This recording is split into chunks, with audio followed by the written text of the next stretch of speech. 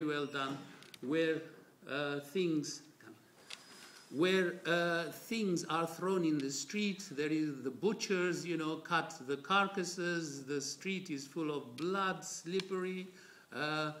People throw their chamber pots in the street. You're walking and suddenly you get somebody's urine on your head. I'm saying urine, you can imagine the rest. So, and worst of all, because of unhygienic conditions, of course, there were terrible plagues. I mean, even at the time of the sonnets, there were several plagues going on in the whole country. And Shakespeare, the theatres were closed. Shakespeare almost very cleverly could escape and go to Stratford to escape the plague of London. And some people think, therefore, that because the theatres were closed, he didn't have money, so he sold his sonnets to a publisher for some money to escape to the country.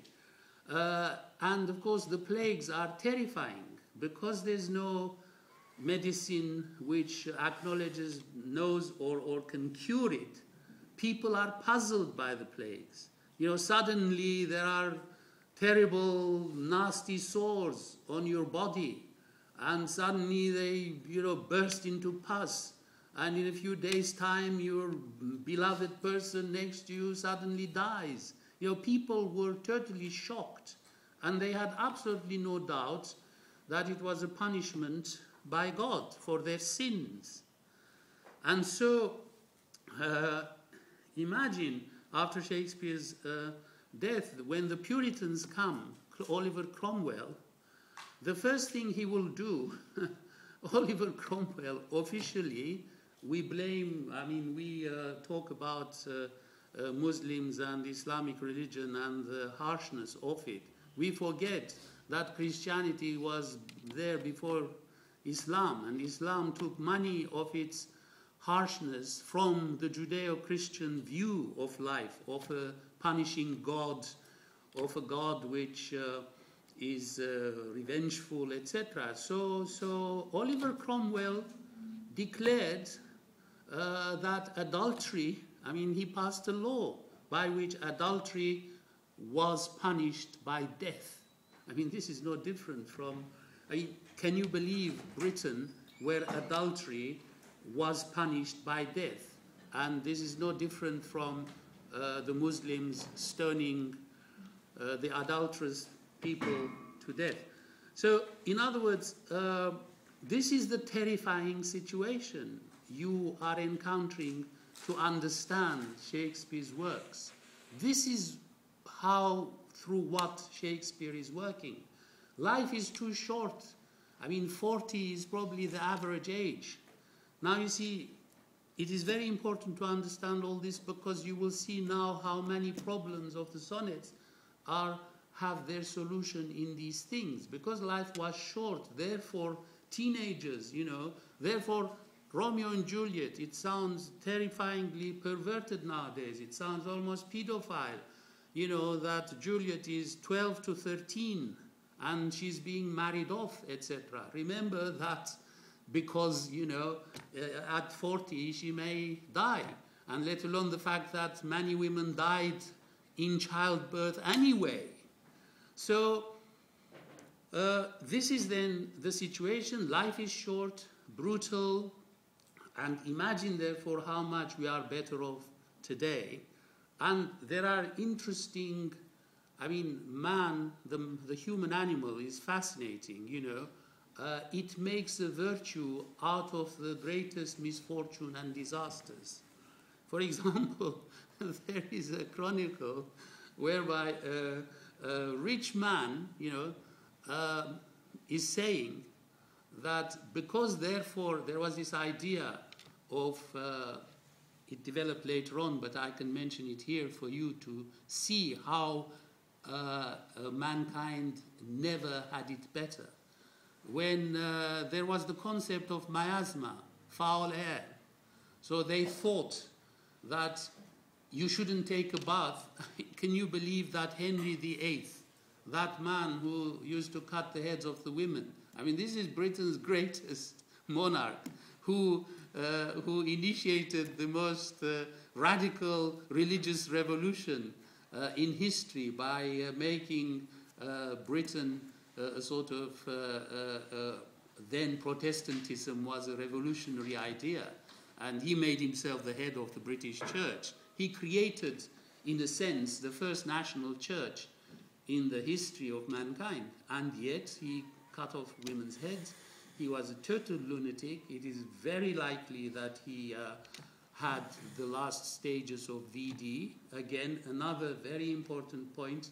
VD had no cure, and it was, people need to have sex, and therefore they had no alternative. And they were all, especially those, let's say, the intellectuals, the intelligentsia, the artists, the theater people, they all had VD.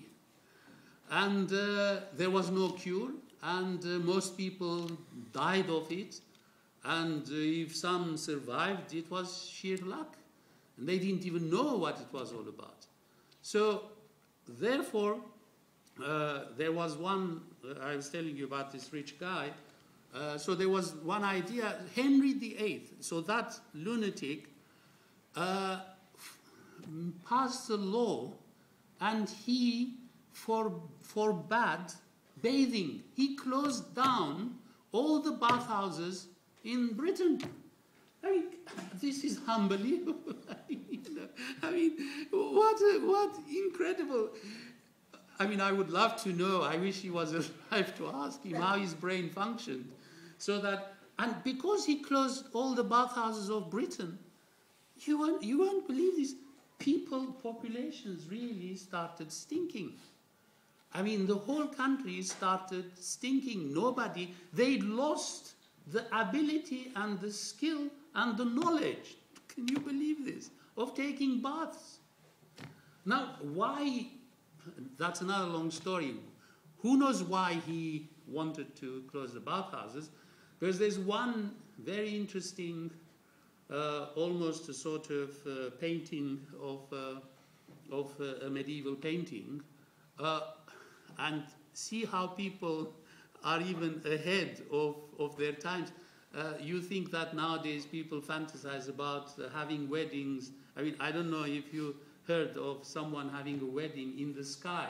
So they hired a priest to fly and jump from the sky while the priest, with help, of course, was blessing them in the sky while falling down.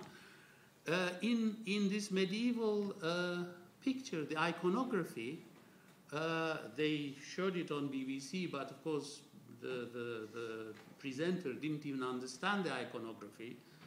It was a nude wedding in a bathhouse.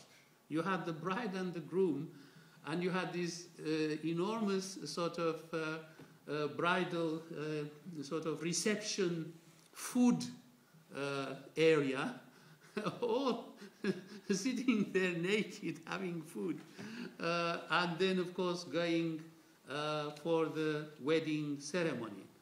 So probably Henry VIII shut the bathhouses because they became a kind of brothels, because later on in Elizabethan times they were called, brothels were called stew houses, where people stewed. And so therefore it may be as a reference to the bathhouse.